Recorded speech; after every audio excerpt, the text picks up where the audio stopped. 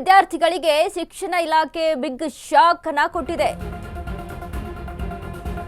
PU ವಿದ್ಯಾರ್ಥಿಗಳಿಗೆ ಶಿಕ್ಷಣ ಇಲಾಖೆ ಬಿಗ್ ಶಾಕ್. ಸ್ಟಡಿ ಹಾಲಿಡೇಗೆ ಬ್ರೇಕ್ ಹಾಕಿದ ಶಿಕ್ಷಣ ಇಲಾಖೆ.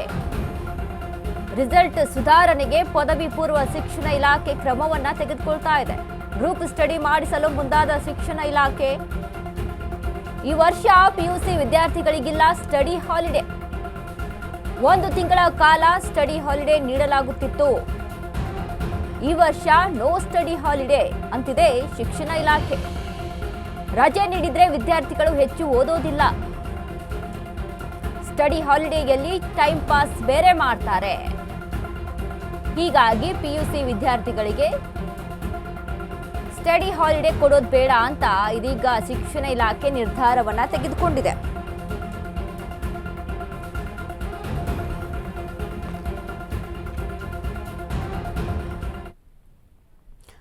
ಕಾಲೇಜುಗಳಲ್ಲಿ ಶಿಕ್ಷಕರ ನೇತೃತ್ವದಲ್ಲಿಯೇ ಪರೀಕ್ಷೆಯನ್ನು ತಯಾರಿ ಮಾಡಬೇಕು, ಕ್ಲಾಸ್ನಲ್ಲಿಯೇ ಓದಬೇಕು, ಕಲಿಬೇಕು ಅನ್ನುವಂಥದ್ದು ಒಂದಿಷ್ಟು ರೂಲ್ಸ್ಗಳನ್ನ ತೆಗೆದುಕೊಂಡಿದೆ. ಯಾಕಂದರೆ ಈಗ ಸ್ಟಡಿ ಹಾಲಿಡೇ ಅಂತ ಕೊಡ್ತೀವಿ, ಆದರೆ ವಿದ್ಯಾರ್ಥಿಗಳು ಆ ಟೈಮಲ್ಲಿ ಸ್ಟಡಿ ಮಾಡೋದಿಲ್ಲ. ಅವರು ಫ್ಯಾಮಿಲಿ ಜೊತೆ ಅಲ್ಲಿ ಟೈಮ್ ಸ್ಪೆಂಡ್ ಮಾಡುವಂಥದ್ದಾಗಿರ್ಬೋದು ಅಥವಾ ಇನ್ನಿತರ ಓಡಾಟವನ್ನು ನಡೆಸೋದಂತ ಅದಾಗಿರ್ಬೋದು. ಈ ರೀತಿಯಾಗಿ ಮಾಡ್ತಾರೆ, ಸ್ಟಡಿಯನ್ನು ಮಾಡೋದಿಲ್ಲ. ಹೀಗಾಗಿ ಕಾನ್ಸಂಟ್ರೇಟ್ ಸಹಿತ ಅಲ್ಲಿರೋದಿಲ್ಲ, ಆಸಕ್ತಿಯಿಂದ ಸ್ಟಡಿ ಮಾಡೋಲ್ಲ ಅನ್ನುವಂಥ ಕಾರಣಕ್ಕಾಗಿ ಏನು PUC ವಿದ್ಯಾರ್ಥಿಗಳಿಗೆ ಸ್ಟಡಿ ಹಾಲಿಡೇ ಅಂತ 1 ತಿಂಗಳ ರಜೆಯನ್ನು ಕೊಡ್ತಿದ್ರು ಅದನ್ನೀಗ ಸ್ಟಾಪ್ ಮಾಡಿದ್ದಾರೆ.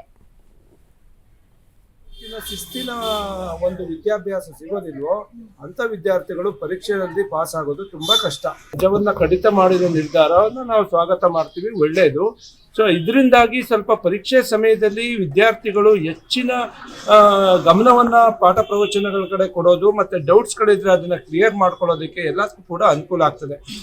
ಒಂದು ಸರ್ಕಾರ ಟಾರ್ಗೆಟ್ನ ಇಲಾಖೆ ಕೊಡ್ತಾ ಇದೆ. ಮುಖ್ಯಮಂತ್ರಿಗಳು ಈಗ SSLC ನಲ್ಲಿ 75% ಬರ್ಬೇಕಂತ ಟಾರ್ಗೆಟ್ ಕೊಟ್ಟಿದ್ರು, ಆದ್ರೆ ಟಾರ್ಗೆಟ್ ರೀಚ್ ಆಗಕ್ಕಾಗಲಿಲ್ಲ.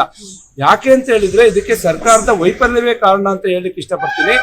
ಒಂದು ಕರ್ನಾಟಕದಲ್ಲಿ 62,000 ಶಿಕ್ಷಕರ ಕೊರತೆಯನ್ನ ಎದುರಿಸ್ತಾ ಇದೆ ಶಾಲಾ ಶಿಕ್ಷಣ ವ್ಯವಸ್ಥೆ. ಸೊ ನೀವು ಶಿಕ್ಷಕರನ್ನ ಭರ್ತಿ ಮಾಡದೇನೆ ಇದ್ರೆ, ನೀವು ರಿಸಲ್ಟ್ ಅನ್ನ ಕೊಡಿ, ಮಕ್ಕಳಿಗೆ ಸರಿಯಾಗಿ ತರಗತಿನಲ್ಲಿ ಪಾಠ ಪ್ರವಚನಗಳು ನಡೆದೇ ಇದ್ರೆ ಪರೀಕ್ಷೆಯನ್ನ ಎದುರಿಸೋದು ಹೇಗೆ, ರಿಸಲ್ಟ್ ಬರೋದು ಹೇಗೆ? ಅದರಿಂದಾಗಿ ಸರ್ಕಾರ ಇಮಿಡಿಯೇಟ್ ಆಗಿ ಪೂರ್ಣ ಪ್ರಮಾಣದ ಶಿಕ್ಷಕರನ್ನ ಉಪನ್ಯಾಸಕರನ್ನ ಭರ್ತಿ ಮಾಡಬೇಕು. ಆಗ ಸರಿಯಾಗಿ ಪಾಠ ಪ್ರವಚನಗಳು ನಡೆದು ವಿದ್ಯಾರ್ಥಿಗಳು ಪರೀಕ್ಷೆಯನ್ನು